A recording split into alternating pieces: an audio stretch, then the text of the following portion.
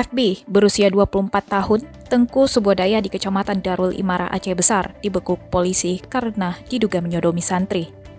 Adapun korban perbuatan bejat pelaku berjumlah 5 orang yang masing-masing masih berusia 12 tahun.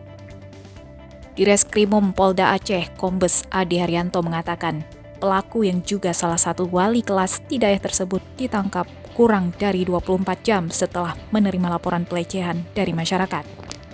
Menurut keterangan Ade, FB melakukan aksinya di waktu-waktu salat. Pelaku pernah melakukannya pada saat santri salat subuh di masjid, sedangkan korban dilarang ke masjid sehingga saat sepi, pelaku memulai aksinya menyuruh korban dengan posisi tertentu lalu disodomi. Pencabulan itu juga dilakukan di waktu zuhur. Modusnya sama, korban dilarang ke masjid, lalu setelah sepi, pelaku memaksa korban membuka pakaian untuk disodomi. Selain itu, perbuatan serupa juga pernah dilakukan di waktu sholat maghrib. Ade juga menyampaikan keprihatinan mendalam atas kejadian itu. Anak yang menjadi korban pelecehan seksual tentunya akan mengalami trauma mendalam dan mempengaruhi tumbuh kembangnya, terutama secara psikologis.